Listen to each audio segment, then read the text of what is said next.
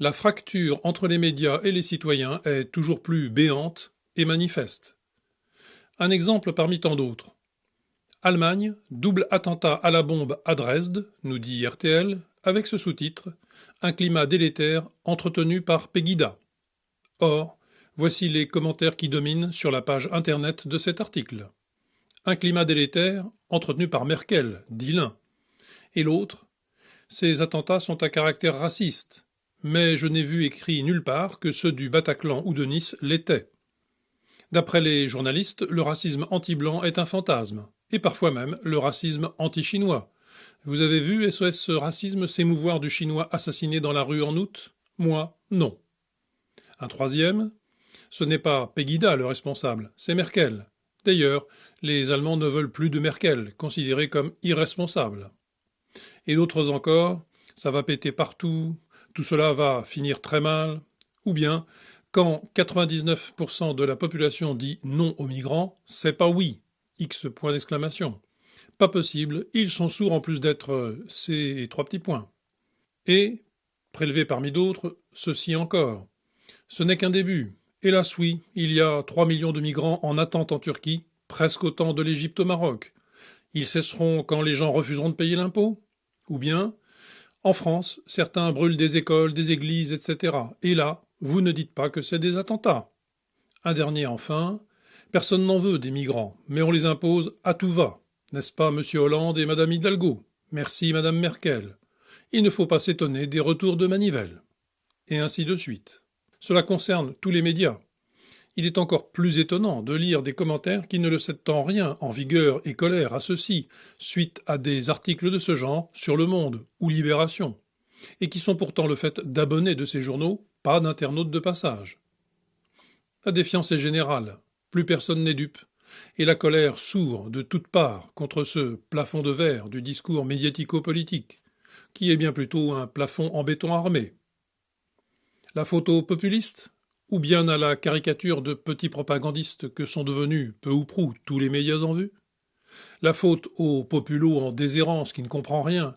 Ou bien à l'autarcie intellectuelle du petit monde des privilégiés du spectacle? En un mot, ce ne serait pas la photo réelle, que ni Rousseau ni Voltaire ne reconnaîtraient dans les descriptions de nos médias? Et quel est le phénomène qui a rendu possible cette fracture, si ce n'est Internet, en brisant le monopole de la parole et de l'information biaisée de ces médias, tous entre les mains d'une petite équipe de happy few parvenus, qui se distinguent autant par leur souplesse dorsale que par leur médiocrité putassière. Un autre exemple, Allemagne-Bautzen, symbole de la recrudescence de la violence raciste, nous dit Le Point. Alors que l'article précise, je cite, Selon la police, ce sont les jeunes réfugiés, mineurs pour la plupart, qui agressent les jeunes extrémistes du cru rassemblés sur la place. On a néanmoins droit à un sous-titre de toute beauté, je cite, La Saxe a un problème avec l'extrémisme de droite, mais pas du tout avec les jeunes réfugiés, comme à Cologne. L'envie du pénal, comme disait l'autre. IVG, Laurence Rossignol veut transformer l'appel à la réflexion en un délit, titre Le Figaro. Quoi que l'on pense sur le sujet de l'avortement, transformer en délit toute problématisation de la chose, en passe, les dernières études le confirment, de devenir plus que jamais un moyen de contraception comme un autre, c'est évidemment non seulement inacceptable, mais révélateur de ce qui démange les futurs losers de la domination idéologique, et qui augure de leur future résistance, qui sera acharnée, car ces gens n'ont au fond jamais vraiment décroché de ce qui a amené, très tôt, leurs précurseurs à la terreur de 93. Ils n'ont jamais tout à fait congédié le désir éradicateur qui leur sert de moteur malsain, au prétexte de la forge d'un mythique homme nouveau. Comme l'indique un commentateur de cette nouvelle sur notre forum, je cite, Le droit sert à fixer les normes de vie dans une société donnée et à assurer la paix civile. C'est maintenant autre chose. Il s'agit d'indiquer ce que l'on doit penser. Ce n'est plus du droit. On peut appeler cette chose un post-droit qui n'a rien à voir avec ce qui se fit pendant 2 millénaires. Fin de citation. On touchera enfin à un mot du cirque politique en cours, où l'affligeant le dispute au désespérant, à supposer que l'on conserve la moindre illusion, ce qui, c'est notable, n'est plus le cas d'une forte majorité de nos concitoyens. La primaire de droite est donc, dans l'esprit de tous, l'élection présidentielle avant même l'élection, contre toute raison, et dans la déchéance accomplie de la Ve République. Elle déciderait de toute la suite. Voire, le temps peut être long, très long, d'ici le mois de mai prochain, et les prétendants qui occupent le devant de la scène, qui sont des revenants, des spectres pour la plupart, ne voient pas que le public s'est détourné d'eux et scrute avec angoisse l'état du pays. Comment Sarkozy peut-il avoir encore des fans, des électeurs, ou même de quoi remplir des salles?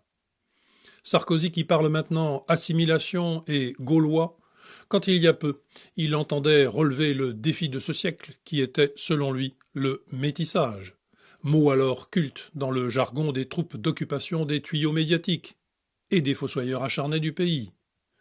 Idem pour le droit du sol, les questions dites sociétales, et en vérité à peu près tous les sujets, sauf un, sa seule et unique constante, la soumission à l'européisme sur fond d'admiration infantile et désastreuse pour notre indépendance d'une Amérique fantasmée.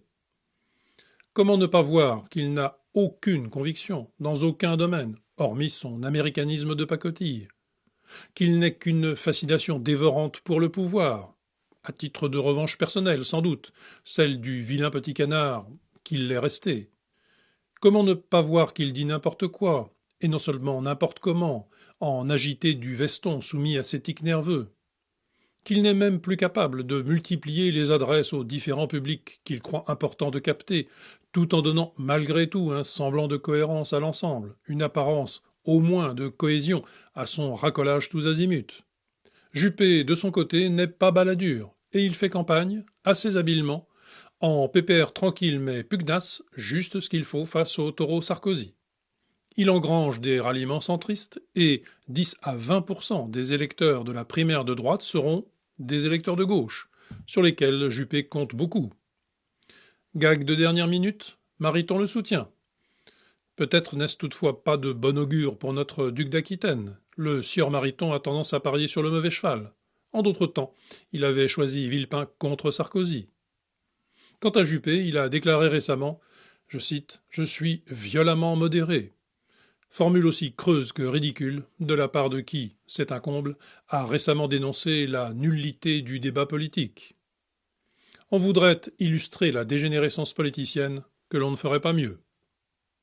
Il est à craindre que Papy Juppé ne soit la figure d'un consensus faux et mensonger en vue d'esquiver une nouvelle fois la réalité, ce qui se paierait cher et très vite, si d'aventure il parvenait à ses fins. Dans tous les sens du terme, il échouerait à l'Élysée, son improbable Ithaque du pauvre. Car les illusions volontaires, on le constate tous les jours, se dissipent de plus en plus promptement, partant de désorientation générale et d'agonie politique. Et le réel continuera de cogner, de plus en plus fort, en accélérant le rythme de ses interventions, à proportion de nos lâchetés, aveuglements et de notre oubli de nous-mêmes. Et M. Hollande. Là, on atteint à des sommets dans la nullité prétentieuse, dans la bassesse narcissique, dans le déni de réalité par auto-intoxication. Il baisse encore dans les sondages, flirte avec les 10% et diffère in extremis la publication de son site internet de campagne en raison des chiffres du chômage du mois d'août, qu'il ne voyait donc pas venir, ni lui, ni ce qu'il lui reste de conseiller. Il entend bien persister envers et contre tout, se pensant le seul capable de peut-être éviter à la gauche un naufrage historique. Le dit naufrage n'en sera que pire. C'est au moins un point positif, et sans doute le seul, dans cet océan de médiocrité irresponsable et de folie. Il est vrai que quos vult perdere Jupiter dementat, si ce n'était que cela. Mais pendant ce temps, le pays sombre. L'entreprise de remplacement de son peuple franchit un cap décisif, la colère gronde au sein de ce dernier, les défis de tous ordres se pressent à notre rencontre, et l'horizon est lourd des pires désastres. Pour autant, comme disait le cardinal, si le problème a une solution, il ne sert à rien de s'inquiéter, mais s'il n'en a pas, alors s'inquiéter ne change rien. Donc, ne changeons rien, et parions que tout cela ne peut que très bien se finir.